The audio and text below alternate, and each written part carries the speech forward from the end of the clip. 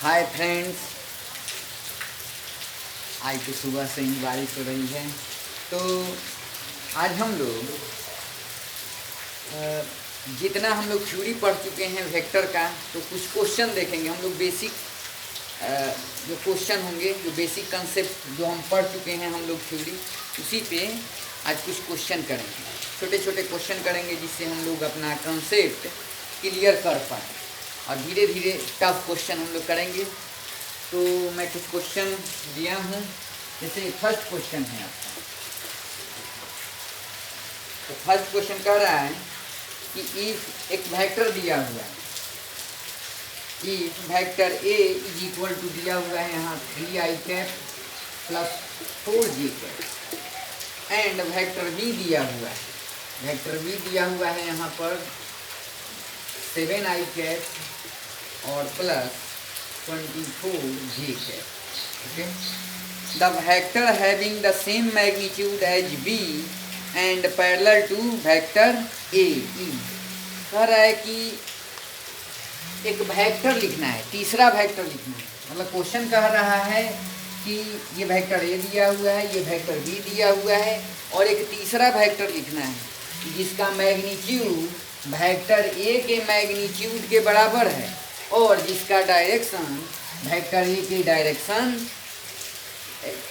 के साइड में है, डायरेक्शन के बराबर है। मतलब जिधर वेक्टर ए का डायरेक्शन है उधर ही वेक्टर सी का डायरेक्शन है।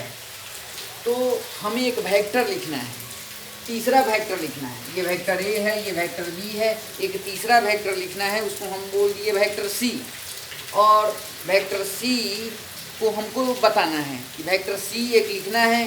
तो क्या दे दिया गया कि वेक्टर सी का जो मैग्नीट्यूड है वेक्टर बी के मैग्नीट्यूड के बराबर है, और वेक्टर सी का डायरेक्शन वेक्टर ए के डायरेक्शन बराबर है, मतलब उसी के डायरेक्शन में, वेक्टर ए के डायरेक्शन में वेक्टर सी का डायरेक्शन। तो सबसे पहले हम लोग जो तीसरा वेक्टर लिखेंगे, तो किसी भी वेक्टर को जब हम लोग लिखते हैं तो वेक्टर का मैग्नीट्यूड लिखते हैं और साथ में एक यूनिट वेक्टर दे देते हैं। तो ये इसको सी कैप बोलते हैं। क्या बोलते हैं? C cap. यूनिट वेक्टर होता है जिसका मैग्नीट्यूड 1 होता है। तो किसी भी वेक्टर को लिखने के लिए वेक्टर का मैग्नीट्यूड लिखते हैं और साथ में डायरेक्शन लिखते हैं। ये यूनिट वेक्टर का सिग्निफिकेंस ये होता है कि ये आपको डायरेक्शन को बताता है। तो क्योंकि इसका मैग्नीट्यूड 1 होता है, मान लेते हैं ये 5 आ गया, तो 5 में 1 से मल्टीप्लाई करेंगे तो 5 ही होगा, बट ये डायरेक्शन को मेंशन कर देता है। सी का डायरेक्शन कौन होगा? जो सी कैप का डायरेक्शन होगा। तो ये यूनिट वेक्टर होता है, इसका सिग्निफिकेंस यही होता है कि ये डायरेक्शन को मेंशन करता है, क्योंकि किसी भी वेक्टर के पास मैग्नीट्यूड होता है साथ में डायरेक्शन होता है। तो ये तो मैग्नीट्यूड हो जाएगा वेक्टर सी का, और वेक्टर सी का डायरेक्शन कौन होगा? जो सी कैप का डायरेक्शन होगा, जो यूनिट वेक्टर, इसको यूनिट वेक्टर बोलते हैं क्योंकि इसका मैग्नीट्यूड 1 होता है। तो अब क्या कहा है कि जो सी का मैग्नीट्यूड ऑफ वेक्टर सी है वो मैग्नीट्यूड ऑफ वेक्टर बी के बराबर है। तो सबसे पहले तो मैग्नीट्यूड ऑफ वेक्टर सी निकाल लीजिए। तो अगर हम मैग्नीट्यूड ऑफ वेक्टर बी निकाल लेंगे, फाइंड आउट कर लेंगे, तो उसके जगह तो इसको पुट कर ही सकते हैं। तो सबसे पहले तो लिखिएगा एज गिवन, क्या दिया हुआ है? ये वेक्टर बी कितना दिया हुआ है? 7i cap plus 24j cap. अब इसका मैग्नीट्यूड निकालिए, इधर मोड लेंगे तो इधर भी मोड लीजिएगा। आइए, सम ऑफ 2 वेक्टर है, तो कैसे फाइंड आउट करते हैं? मैं फार्मूला भी बताया हूँ 2 वेक्टर के जोड़ का। फर्स्ट वेक्टर के मैग्नीट्यूड का स्क्वायर प्लस सेकेंड वेक्टर के मैग्नीट्यूड का square plus 2ab cos theta. तो i कैप और j cap, X axis Y axis के बीच जो एंगल होगा वो क्या होगा? 90 डिग्री होगा। तो cos 90 0, तो ये टर्म 0 हो जाएगा। तो कितना हो जाएगा आपका? देखिए तो इनका स्क्वायर 625 हो जाएगा। तो कितना आ जाएगा? 25 आ जाएगा। मतलब, और हमको क्या पता है? Magnitude of vector C is equal to magnitude of vector B, और ये कितने के बराबर है? 25 के बराबर। ये तो हमें फाइंड आउट हो गया, ये फाइंड आउट करना है। तो कह रहा है वेक्टर सी का डायरेक्शन वेक्टर ए के डायरेक्शन के बराबर है, मतलब जिधर वेक्टर ए का डायरेक्शन है उधर ही वेक्टर सी का डायरेक्शन है। तो हम लोग अभी देखे हैं किसी भी वेक्टर को अगर लिखते हैं, जैसे वेक्टर ए है, इसका मैग्नीट्यूड लिखते हैं, साथ में इसका डायरेक्शन लिखते हैं, यूनिट ये ए कैप बोलते हैं। मतलब अगर ए कैप का डायरेक्शन कर लें, वही डायरेक्शन वेक्टर ए का होगा और वही डायरेक्शन वेक्टर सी का होगा। अब वेक्टर सी का डायरेक्शन कौन होगा? जो सी कैप का डायरेक्शन होगा। मतलब एक निष्कर्ष निकला कि जो सी कैप होगा वो ए कैप के बराबर होगा। तो हमारा काम ए कैप फाइंड आउट करना है, क्योंकि ये यूनिट वेक्टर है इसीलिए। तो ए कैप कैसे फाइंड आउट होगा? देखिए यहाँ पर किसी वेक्टर ए और बटा में क्या हो जाएगा? Magnitude of vector A. तो वेक्टर ए को लिखिए। वेक्टर ए कितना दिया हुआ है? 3i कैप और प्लस 4j कैप दिया हुआ है। और मैग्नीट्यूड ऑफ वेक्टर ए क्या हो जाएगा? रूट के अंदर में 3 का स्क्वायर प्लस 4 का स्क्वायर, है ना। और वो तो cos 90 डिग्री 0 होता है, तो कितना हो जाएगा आपका? 3i cap plus 4j cap हो जाएगा। और यहाँ पर क्या हो जाएगा? 9 प्लस 16 कितना? 25, तो ये 5 हो जाएगा। यही हो गया ए कैप। और ए कैप किसके बराबर है? सी कैप की। तो वेक्टर सी नहीं लिख सकते हैं, तो वेक्टर सी लिखने के लिए मैग्नीट्यूड लिख दीजिए। कितना है? 25 है। और यहाँ पर मल्टीप्लाई कर दीजिए किससे? उसके डायरेक्ट ए कैप क्या हो जाएगा? सी कैप ए कैप के बराबर है, तो यहाँ पर सी कैप की जगह ए कैप रख दीजिए। कितना हो जाएगा? 3i cap plus 4j cap और बटा में क्या हो जाएगा? 5। ये कट जाएगा तो कितना हो जाएगा? 15i cap plus 20j cap. तो वेक्टर सी ये हो जाएगा। इसीलिए वेक्टर जो सी होगा वो कितना हो जाएगा आपका? 15i cap plus 20j cap हो जाएगा। यही आंसर हो जाएगा। ठीक है, यही आंसर। तो ये समझ में आया। तो वेक्टर सी लिखना था, तो हमको मैग्नीट्यूड ऑफ वेक्टर सी और ये क्या है? सी कैप, दोनों को मल्टीप्लाई कर देना है ना। तो ये आपका वेक्टर आ जाएगा 15i cap plus 20j cap, vector C का वैल्यू है ना। तो ये क्वेश्चन है। एक दूसरा क्वेश्चन देखते हैं। तो हम लोग जो थ्योरी पढ़े थे यूनिट वेक्टर का, ये भी मैं बताया था, है ना। उसी के कंसेप्ट पर ये क्वेश्चन। अब हम लोग अगला क्वेश्चन देखते हैं।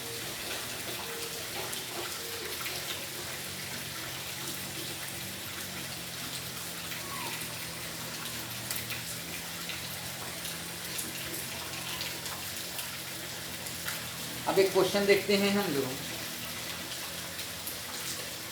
जैसे क्वेश्चन पढ़ दे रहे हैं, कराए कि the vector that must be added to the vector, एक दिया हुआ है वेक्टर ए कह दीजिए। कितना दिया हुआ है? i cap minus 3j cap plus 2k cap, एक वेक्टर दिया हुआ है। एंड एक दूसरा वेक्टर दिया हुआ है, vector B 3i cap plus 6j cap minus 7k cap. So that the resultant vector is a unit vector along the y-axis is, कह रहा है the vector that must be added to vector A and vector B, so that the resultant vector is a unit vector along y-axis।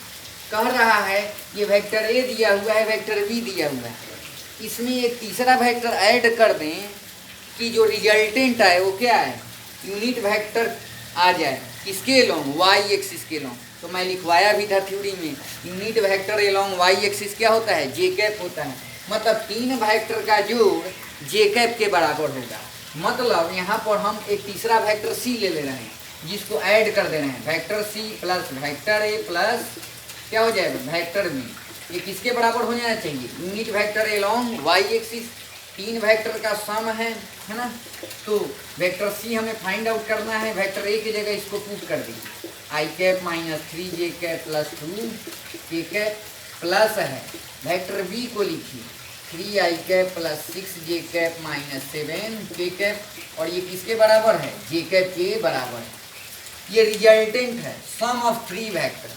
तो यही vector C find out आपको करना है।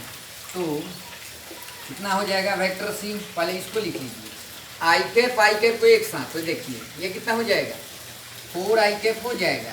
जे cap को एक साथ यहाँ इधर देखिए तो कितना हो जाएगा? प्लस आपको 3j कैप हो जाएगा।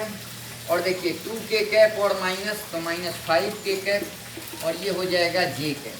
तो वेक्टर जो सी हो जाएगा वो क्या हो जाएगा?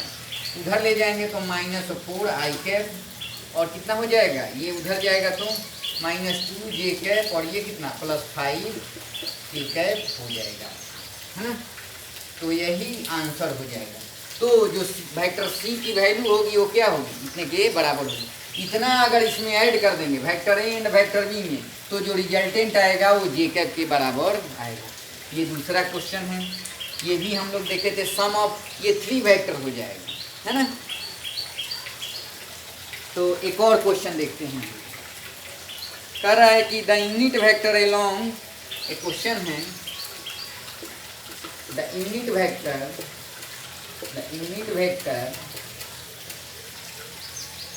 along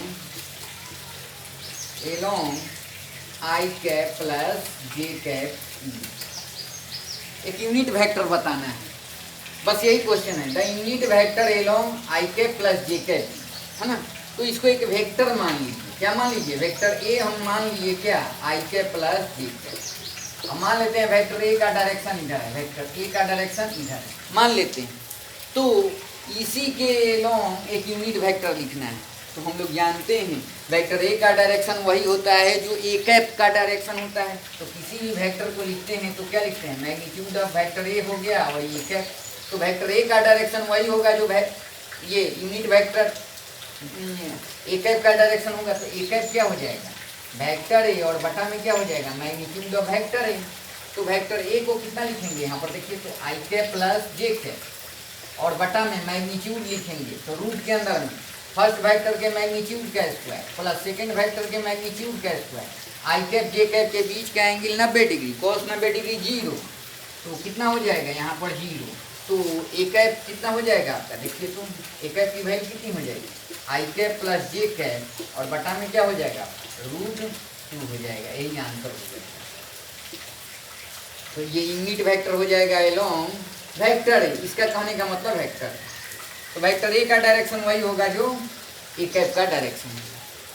तो ये 3 क्वेश्चन हम लोगों ने देखा, हम लोग देखें तो ये जो हम लोग थ्योरी कर चुके हैं उस पे है। अगला क्वेश्चन हम लोग अगले क्लास से देखेंगे। अगर ये वीडियो अच्छा लगा हो तो वीडियो को लाइक करें, शेयर करें और मेरे चैनल को सब्सक्राइब करें। Thank you.